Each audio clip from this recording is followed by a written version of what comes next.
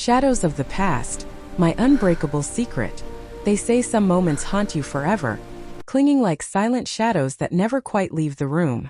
It's been 3 years since that day. 3 years since everything in my life quietly fell apart.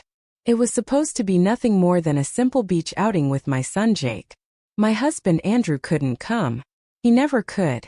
Work always came first, and I had grown used to the loneliness that lived inside our house like an extra person.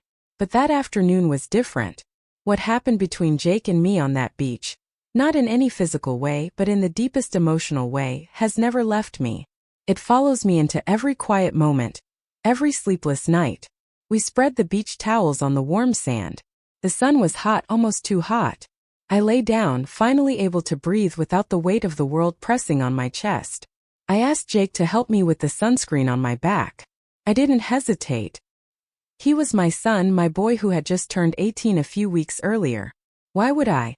At first it was completely innocent, just his hands carefully spreading the lotion across my shoulders.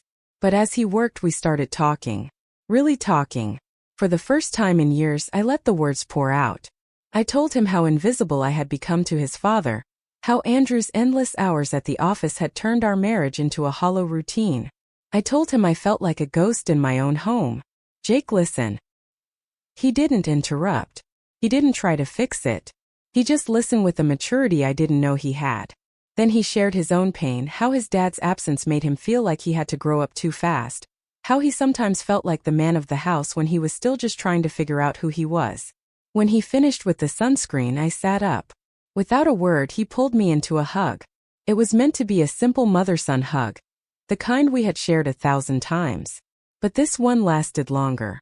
I felt his arms tighten around me, and for the first time in years I felt truly seen. Not as a wife, not as a mother who just cooks and cleans, but as a person who was hurting. I didn't pull away. I let that hug linger because in that moment, I needed it more than I could admit.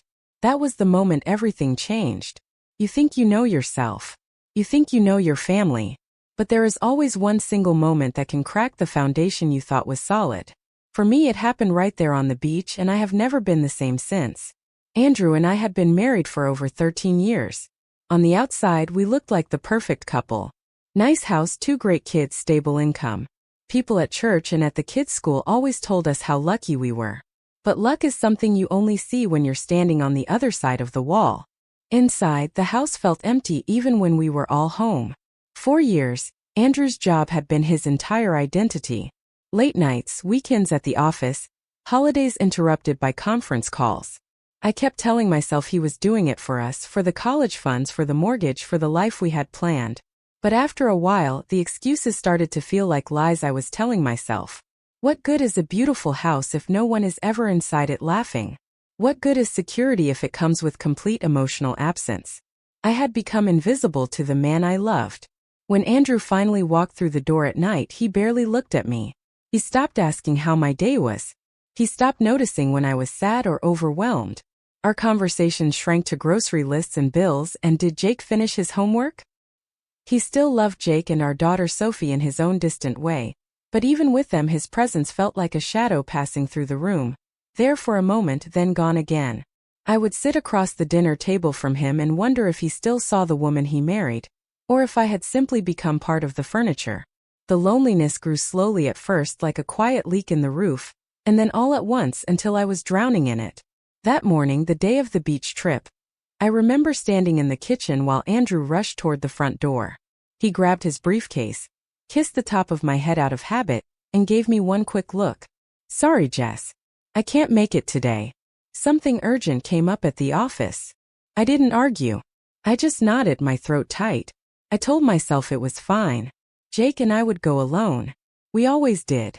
Jake was 18 then. Tall and lean, with his father's brown eyes but a softer, kinder face. He didn't complain when I told him his dad wasn't coming. He simply shrugged, picked up the beach bags and followed me to the car. On the drive there, I kept glancing at him in the passenger seat. Earbuds in, staring out the window. I smiled to myself. He was growing up so fast. Sometimes I worried that one day I would blink and realize I had lost him too, just like I had already lost parts of Andrew. The drive felt endless. My mind kept drifting back to the early years of our marriage. The movie nights on the couch, the spontaneous road trips where we would talk for hours about nothing and everything. I remembered how Andrew's eyes used to light up when I walked into a room. I hadn't seen that look in years. I hadn't felt wanted or even noticed in years. When we finally reached the beach, Jake helped me carry everything to a quiet spot near the water. I spread the towels while he set up the umbrella. For some reason, being completely alone with him made me want to talk. So I did. We lay side by side under the umbrella, and the words just kept coming. I told him things I had never told anyone. How I cried in the shower some nights because I felt so alone in my own marriage. He listened, then quietly told me how much he hated seeing me sad. How he sometimes stayed awake worrying about me. The conversation went deeper than any we had ever had. When the sun grew too hot, he helped me with the sunscreen again. And when he was done, he hugged me once more. That hug felt different. Safer and more dangerous at the same time. I felt seen. I felt cared for. And for the first time in years I felt alive. I didn't want the moment to end. After that day, nothing was the same. When we got home that evening, I tried to act normal. I cooked dinner, asked Jake about his college applications, folded laundry. But my hands were shaking. My mind kept replaying the hug, the conversation, the way he had looked at me like I mattered.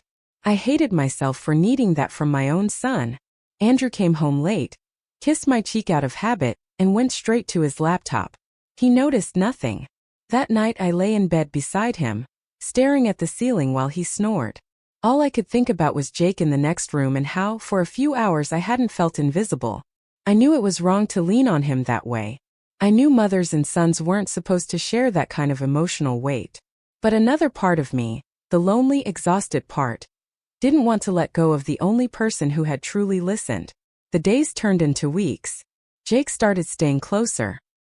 He would sit with me in the kitchen after dinner instead of disappearing into his room. We talked late into the night about everything, his fears about the future, my regrets about the past. I caught myself waiting for those conversations. I caught myself looking forward to the moments when Andrew was gone, and it was just the two of us.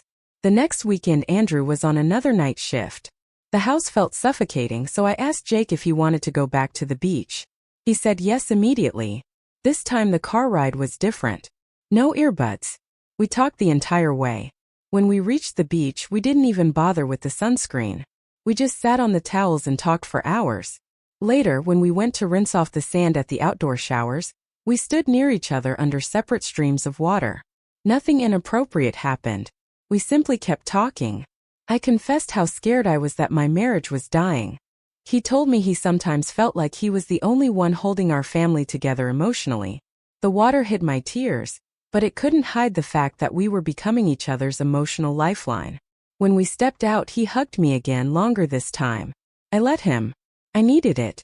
On the drive home, the car felt smaller, heavier. Jake finally spoke, his voice quiet. "Mom, what are we doing?"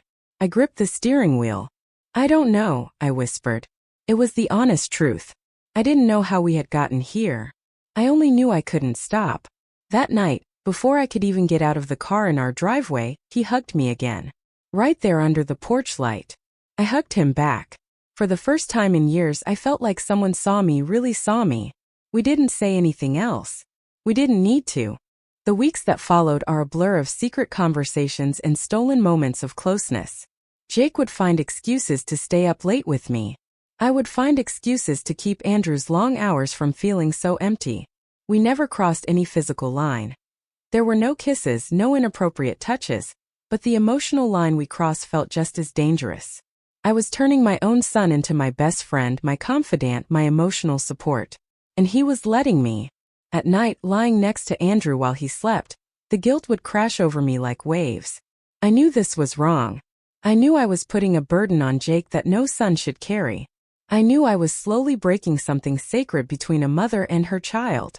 But every time I told myself I would stop, the loneliness would pull me back. Jake was the only person who made me feel like I still existed. One evening, Andrew was working late again. Jake and I were in the kitchen. I was washing dishes, trying to keep my mind busy. He came up behind me and said softly, "Mom, I can't stop thinking about how much you need someone to actually see you." My hands froze under the water. My heart pounded. I turned around and looked at him. I can't stop either, I answered, my voice barely above a whisper. That was the moment the secret became permanent. We stayed up until almost 3 a.m. talking, really talking, about the emptiness in our family and how we had become each other's only real comfort. We acknowledged that the bond had grown too close, too intense for a mother and son. We both cried, but neither of us said we would stop. We couldn't. 4 years have passed since that first beach day. Jake is 22 now, finishing college. Andrew still works the same long hours. Sophie is a teenager who senses something is off but can't name it. And I still carry the secret every single day. I look at my husband and wonder how he can be so blind to the cracks spreading through our family. I look at my son and see both the boy I raised and the young man who became my emotional anchor. The guilt is always there. Heavy, constant, suffocating. I have tried to pull back. I have told myself 1,000 times that this is wrong, that Jake deserves a mother, not a secret emotional partner. But the loneliness is stronger. And that is what scares me the most. Secrets like this don't stay hidden forever. One day the truth will come out, and when it does, the consequences will be devastating. Until then, I live with the shadow of that beach day, the day my son became the only person who could make me feel alive again. And I don't know if I will ever be able to forgive myself.